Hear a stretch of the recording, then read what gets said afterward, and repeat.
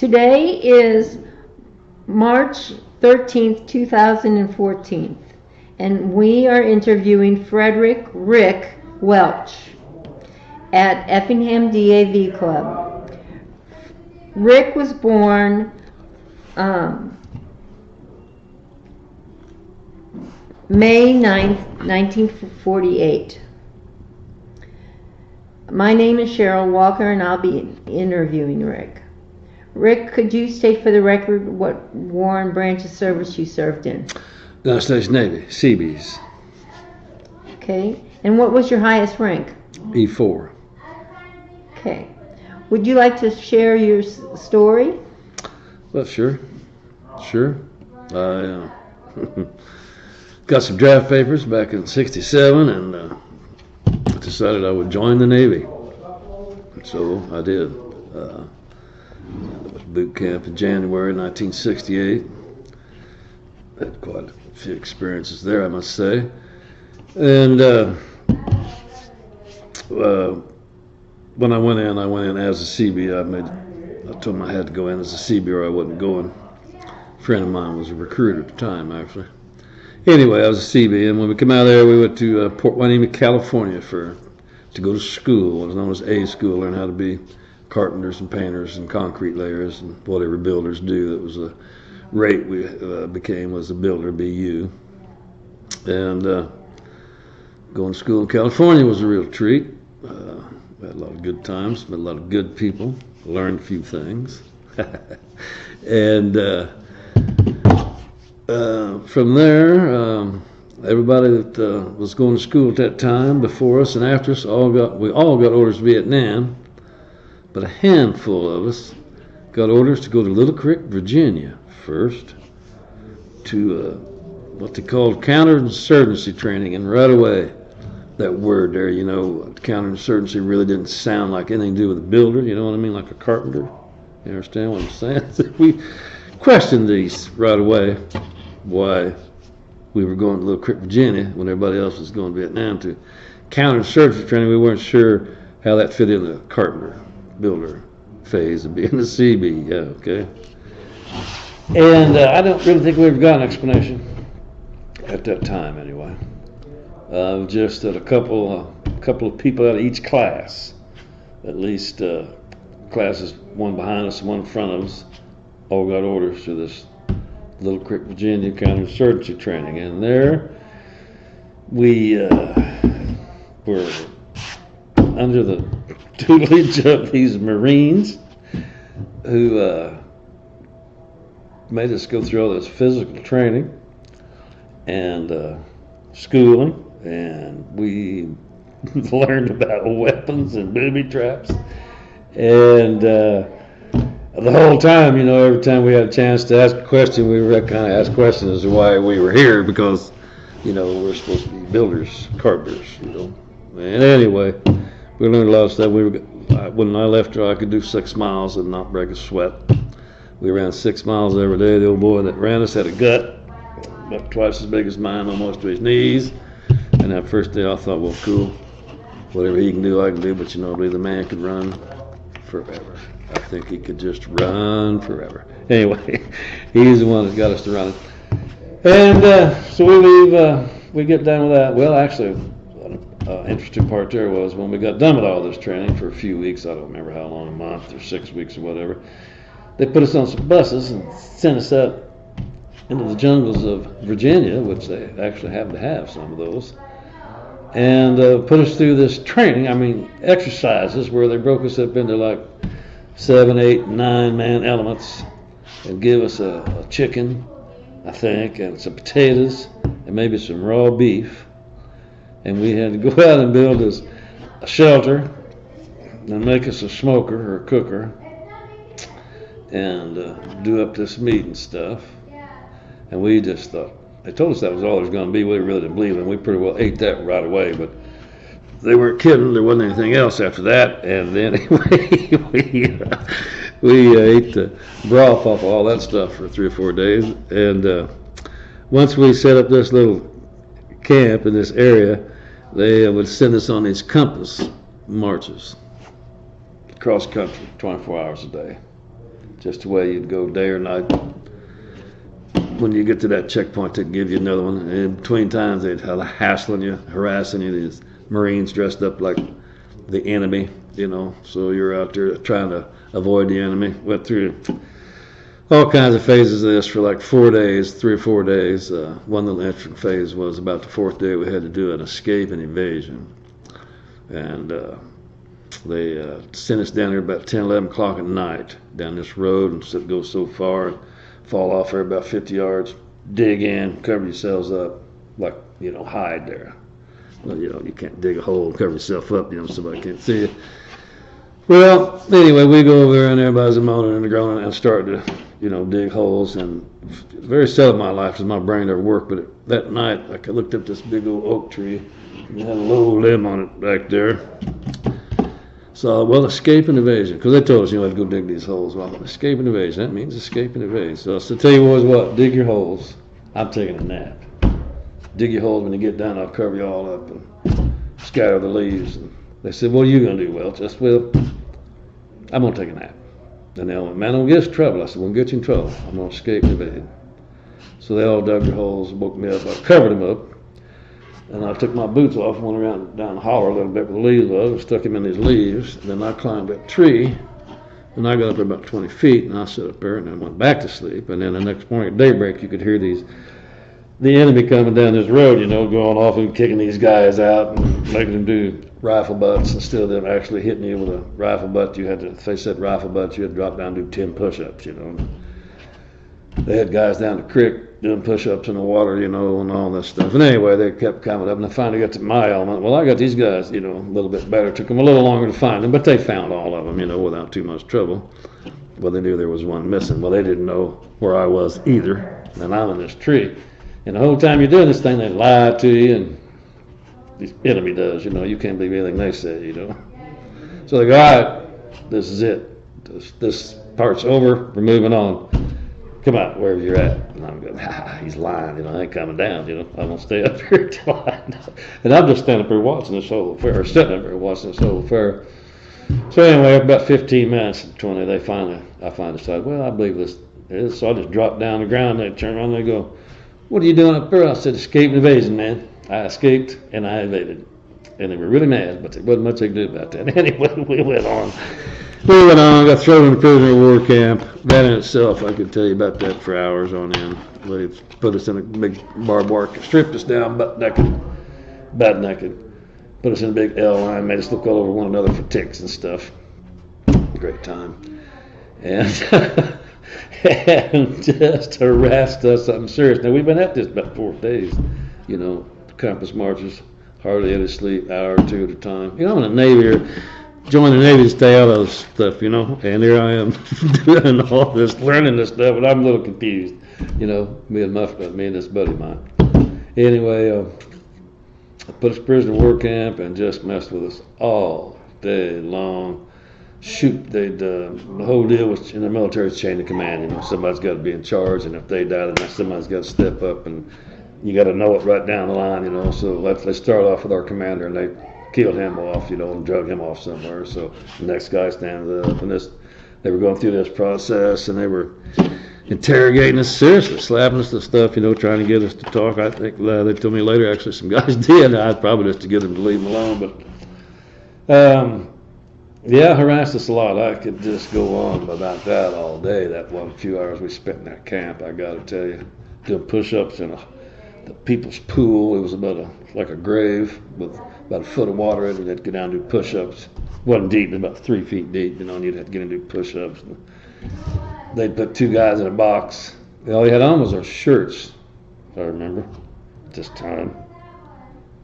And put 2 guys in a box that hardly one guy could fit in, you know. It messed with you, just like he was in prisoner of war camp type thing, you know. Had turrets, guys up in the, you know, gunners up there in barbed wire, and they played this nasty Vietnamese goop music all day long over the loudspeakers, and it just went on and on and on. I remember I had to bury the bug. Anyway, finally, after we went through, I don't know how many people, they finally come out there, and every now and then they drag you out, want you to salute, they'd want you to make a fist and like do a salute for him, you know. Well, you know, we wouldn't do that, you know. So they kept on. Finally, toward the end of the day, they go, well, if you won't do that, how about saluting this? And then they stopped the good music and raised the American flag and played God Bless America, Star Spangled Banner, or whatever it was, you know. And it was over, you know. And man, I got to tell you, everybody was going, oh, for Christ's sake, thank God, you know, it's over. This segment of the thing is over. So then they loaded us up on buses and took us back to Little Creek. And they actually, one interesting part about that whole deal was, I mean, I really condensed that. That's quite an experience. Was in the military, you know, you don't do anything real fast, like leave or go anywhere or do anything. You know, paperwork always takes a while. But when we came back from that deal the next day, we were out of there. Everything was done. We just had to come back, clean up, go to bed, get up the next day, and they shipped us out. And the rumor was about that was that in a normal phase, sometimes it'd take you 2 or 3 days or a week once you're done with something to get out, you know, to get everything, all your paperwork done and get out of there. And these guys were going to town and seeing these Marine instructors in the bars and stuff, you know, and whooping their asses, you know, because they gave us a really rough time out there in this bush. I ain't kidding, you know, it was rough. It was really rough. So they didn't want any more of that conflict. So as soon as you come out of the bush, the next day you were out of Little Creek. You were gone, you know. So then we, of course, then we had to leave, you know, but that's another story. So they went to Nam, and all these boys that we went to school with are they're in Da Nang at Camp Tenshaw, big Seabees base. I think they said it was the largest volume personnel office in the world, I believe they said at the time. The amount of people, that not building-wise, but the volume of people going through there at that time. That's August 68, I guess. And so all the guys we went to school with are compartment cleaning and mess cooking. They're not real happy about that, you know.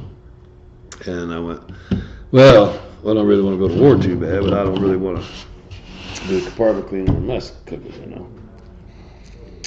So we had to go to the personnel office and get some paperwork, and they sent us to a place. This is in Da Nang. Across the river, I can't tell you what direction, across the river to a place called the White Elephant. Don't know what that meant. He gave me a paperwork. It was an old French building. There's a lot of, you know, French were there forever. You know, French had a lot of buildings and houses and structures and stuff there, and plants and things.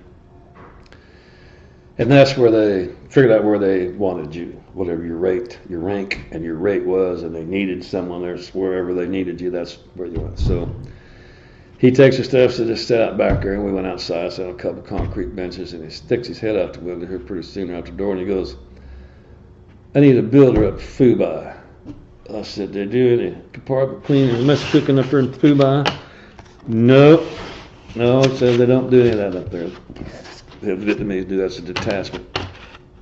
I said, I'll go. So my buddy, I hate to tell you his nickname, but I can't remember his real name. Anyway, we went to school together, not boot camp, but school. And then we were the two of the guys out of our class that went to this training. He goes, man, I don't want to do that either. Well, about 5 minutes, he stuck his head out and he goes, I need another builder up in Phu Bai. So my buddy, he goes, yeah. So we said, all right, we're going to Phu Bai, we'll go together, you know. Well, after that, they loaded us up and sent us back over to the Camp Tenshaw, the Seabees base, back to this personnel office. And you go to the window and you give them this paperwork. Now, this is like August, and we've been in the Navy since January, and, you know, other than on leave, somebody's always telling you what to do, when to do it, how to do it, and right, you know, just throw that in for a reason. Because we get here in the sky, we give him our paperwork through this window, and he just, you know, throws this paperwork out there, and he goes, there's your orders. So you got to be in Phu Bai. You got 3 days to get there. I said, yeah. Where is it? He goes, I don't know. What do you mean you don't? He goes, I don't know. I'm sitting there in this office. I don't know where it is. He said, it's a little mountain range there. It's up there about 60 miles somewhere up north there. I don't know. I said, well, how do we get there? I don't know. Here, he said, here's your orders. Get out of my window. I go, okay. And give him God was thinking his real name. Give him his orders too. And now here we are standing there all of a sudden. Now we've got 3 days to get to someplace in this country. We don't know where it's at. And we don't know how to get there. and doesn't seem like anybody else does either, you know. So we're going, damn, this is a little different than what we've been through lately. So we just started strolling away from this personnel office. Figured we'd surely find somebody that knows what went on. And an old lifer, about E6, come trucking in with his sea bag. Of course, we had our sea bags in our brand new uniforms. And he had his sea bag in his old uniform, so he'd tell he was probably leaving. And we said, and he actually heard us. We were talking about mumbled Phu Bai, and he goes, "You boys going to Phu Bai?" And we went, "Yeah." He goes, "I just came from there." We go, "Really? Where is it, man?" He goes, "Well, see the little mountains right over there?" I go, "Yeah." He goes, "It's about 65 miles on the other side," or something like that. I don't know, 60 miles, 52, 62, who knows? Oh, north of there. I go, "Really? Well, how do we get there?" He goes, "Well, man, you can step out the gate there and hitchhike, or go find a boat or a train or a plane, or just get some transportation and go." "Oh, really?" "Okay." He said, "Just stand out the gate there and stick your thumb out. When somebody stops, tell me." He said, 15th Aerial's got some planes, mail planes that go up there probably once or twice a day or something, or some kind of plane. So tell me you want to go to 15th Aerial. Somebody will stop, pick you up, they'll take you in. You get 15th Aerial and they'll fly you up there. I said, "Okay, all right." We got at Highway 1. Man, I mean, the traffic is, it's people are going all directions, civilian and military, and finally this old deuce and a half roars up there with these boys. "Where you boys going?" "Well, Phu Bai, they tell us 15th Aerial." He goes, "You know, 50, I go, yeah, I mean, get in, boys." So we're throwing the back, and all the way we went. Heard the elephants, and get over to this 15th Aerial, and yeah, a couple hours, they got a plane going to Phu Bai, so we throw our bags in the corner, or get off a shade somewhere or something, and took us a little nap till the plane came, then got on that and went up to our new home up in Phu Bai for the next, 11 months or 11 and a half months, whatever it was. And right away, when you get there, the base there at Phu Bai is naturally, it's right beside the airstrip, because we had to fix the airstrip. I'm thinking, there's a reason you have to fix that airstrip, because it probably gets blowed up, and maybe we ought not live right next to it, maybe we ought to live just a little bit farther away. But anyway, we lived right next to the airstrip. And it wasn't but just a couple of days we got our baptism, I guess. There was a little mountain range to, I want to say, the north. I can't remember directions. Above us there, and the Vietnamese had a habit of setting 122 rockets up there. Now, they were 122s, like, I don't know, about yay big around, maybe 6 feet tall, pretty destructive. They'd set them up in these mountains, about 12 of them normally at a time. And they had different ways of having delayed ignition switches on. I think one way was like some acid in a can or something, and anyway, they set these all up, and they'd set them short and long, and at all points in between. So they'd do what they'd walk them in, if the airstrip's here, they'd boom, boom, boom, boom, boom, somewhere in that 12, one or more of them's going to do some damage to that airport, Well, when they're doing that, they're walking it through. Army 24 Corps was there. Army 24 Corps headquarters was there, and right through our compound, and then of course across the airstrip, and then by the time choppers or something would get over there, well, they would be gone. The people would be gone. Anyway, so right away you got to go fix the airstrip. Now they blowed it up, so you got to go out and do that. So wasn't long. I ended up going out about another 18, 20 miles out by place called Camp Eagle, the big 101st Airborne Camp. It was on the River of Perfumes, I think they called it. We called it the Perfume River. It went into Way. Way was, I don't know, 5 miles away or something. And they were getting raw water from there for Phu Bai area, for all the military. The Seabees had the purification plants, for all the potable water for everybody up there in that area. We had the water and electricity. We had a lot of power, actually. Anyway, I get all sidetracked and I forget what I'm talking about.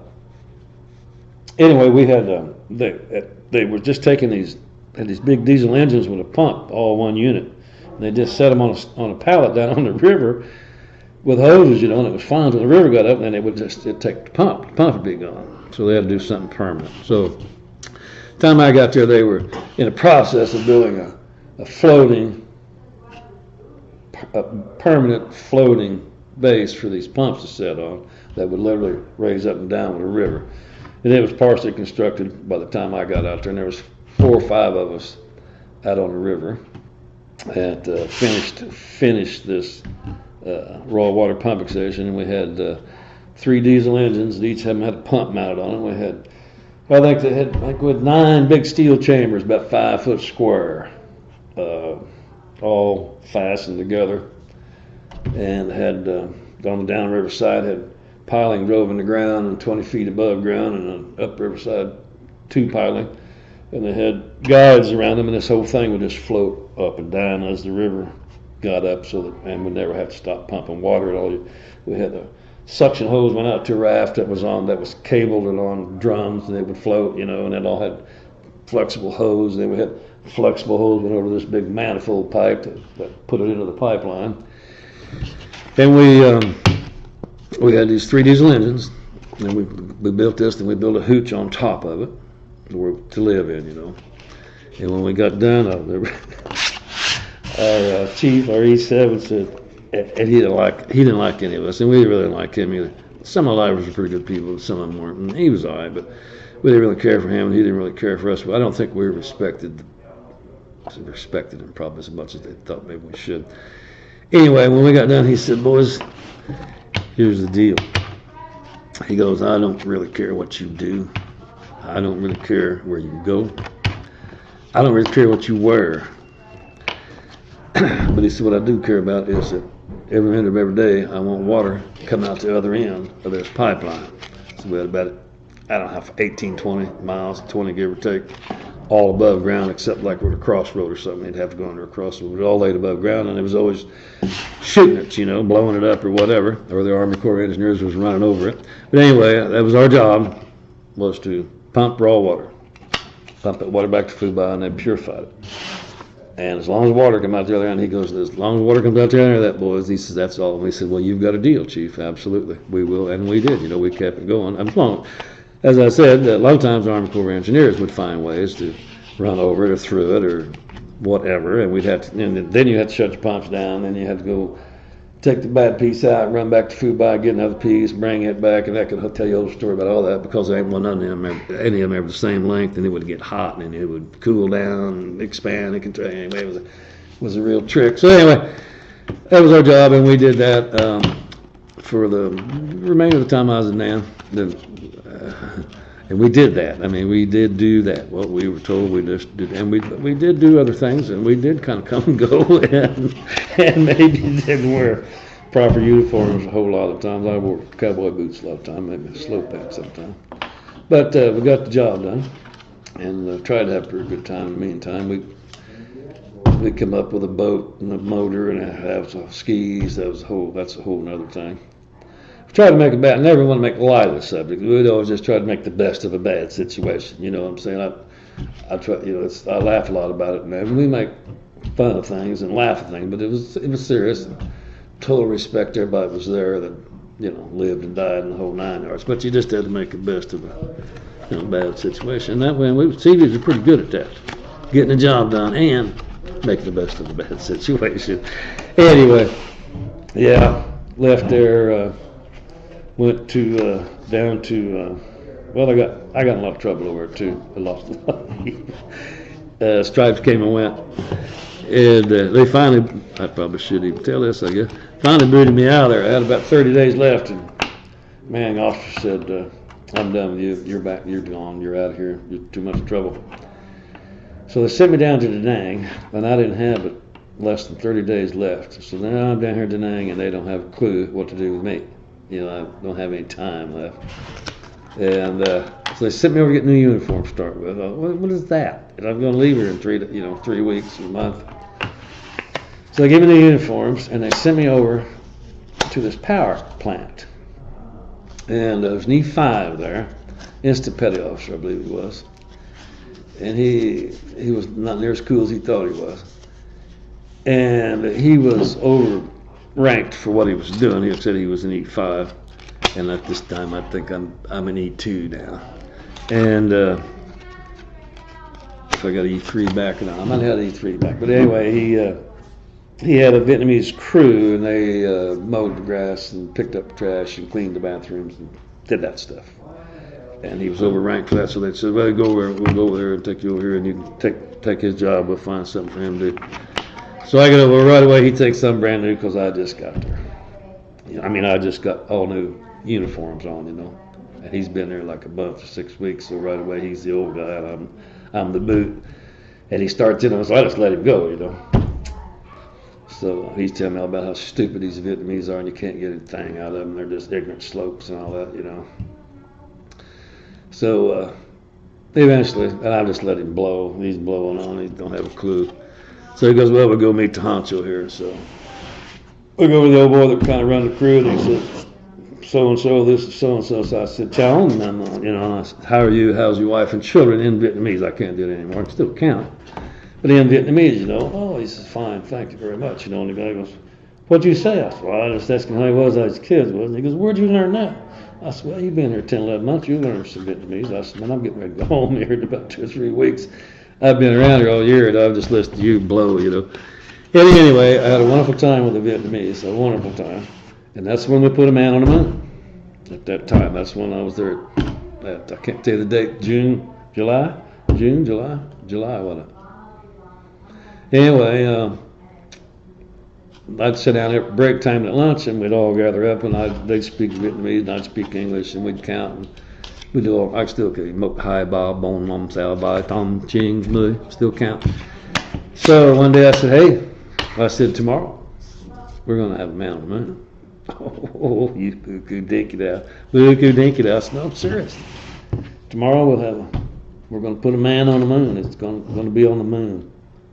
They wasn't buying that, because most of these were, they were peasants from out in the wherever they came from, where. So the next day I told them about it. That whole day, I don't think it had actually filtered down, but then the following day, man, when they come off the bus, they were just chattering, absolutely, then they knew that we had put a guy on the moon, and they thought that was pretty cool, So anyway, that's about the last thing I did in Nam. Then I got out there, went up to spend a year in the beautiful Aleutian Islands. Went from Vietnam to Adak, Alaska. It's quite a contrast, I must say. Public works up there, maintenance, roofing, just, took care of housing, buildings, everything up there was, you know how the old houses from the 50s have the asbestos siding on? Well, every building, everything up there was covered with this, 4 by 8 sheets of this, it's called cab siding, concrete asbestos board. And the whole base was covered with that. And anyway, we replaced a lot of that, it was got broke. Spend a year there to the day, that's the whole, you could spend a long time talking about Adak, even though there wasn't much there, not a natural tree on the island. Wasn't much to it. Snowed horizontally, like that. Wind blows, birthplace of the winds, they called Adak. And then I got orders MCB4, first time I got in the actual battalion. And then they caught them in Okinawa. They were already in Oki. Flew over there, and they had built some new barracks, was finishing those up, and helped with that project a little bit, and had a hell of a time in Okinawa. That was quite a place. Every street, both directions, 3 deep, bars, clubs, hawk shops, about every 6 buildings. Dance place I ever saw in my life. Oh, and I was there when they gave that back to Japan from World War II. And the Okinawans were not happy about that. You can imagine how much money the GIs, this was the largest, I think Kadena Air Force Base on Okinawa was the largest Air Force base in the world, I believe. At the time anyway. And then there was Marines there, and there was Army there, and there was Seabees. A lot of military on Okinawa, and they spent a lot of money. I mean, it was Sin City. I mean, it was, it was just whatever you wanted. You stepped right outside of Gate 2 Street. I mean, right outside of Gate 2, and it was there. As soon as the gates opened, it started immediately. It just 3 deep. Boop, boop, boop, underground all the way along there. As far as you could see, the Moravian parallel streets this way. Damnest thing you ever seen. So in Japan, I guess evidently in Japan, when they would was going to take over again, they were going to allow this would stop, all this, and the Okinawans weren't happy. And actually the base went on call or something, or on whatever you call it. They armed a few people. They didn't give us any. And had a lot of riots, turned a lot of cars over, made the news and stuff. It was a big deal when they turned them over. Cost them, I forget, once they wouldn't let us go to town anymore. After a certain day, that was it. You can't leave. You can't go there. And it's cost them, all the businessmen, all them bars were empty. And the other interesting thing about Okinawa was the last soldier come out of the mountains when I was there. The last Japanese soldier. There had been a bunch of them, and he said that they said when they got down to the last man, they surrendered. And there were two of them, and the other one died, and he came down. That was in 1971. I can't tell you when. Sometime in the spring. He'd come down from World War II. Absolutely. It was in the papers. And I read about him about a year later, and he wasn't doing well. He wasn't coping. He wasn't being able to adjust very well. So we left Okinawa. Let's see, we went to ADAC and did all the public works, and then got orders down to, I think it was another MCB 4 something, but a detachment. Oh yeah, I called it MCB 4 or 5 or something. I don't remember the number. In California, and they were going to row to Spain, and they had detachments. One of them we really loved to have one was in England. They were going to work on a school or something. Then they were going to Scotland to work on it. But a bunch of us guys. There was a small detachment, about 40 people going to Panama, and we all thought we'd like to go to Panama. So a bunch of them signed up for and got that. So when the main body went to row to Spain, we went to a detachment down in Panama and worked on a communication station and a couple of buildings, and I don't know what all down there. That was a hell of a time. We could spend a lot of time on that too. But anyway, and that's where I finished up. Time was up. Went to California, went to Long Beach. Got a physical on the USS Repos, which I might add is the only time I ever stepped foot on a Navy seagoing vessel. In the 4 years I was in, was the USS Repos hospital ship. It was tied up at Long Beach, way inland, who knows, and had our physicals on that, and that was the only ship I was ever on the last 2 days I was in the service, or 3. Yeah, well, that's something. And that's that. Condensed form. How's that? You have any questions? Just such a small sampling. My gosh, it brings back floods of memories. Anyway. Well. Oh no, that's. I'd have to start telling things that we probably don't need to tell. Thank you. That's yeah. We'll have to. They'll have to do. That's all right. I thank you. I thank you for your time. I thank you for your service. Oh, you're welcome. It was my pleasure.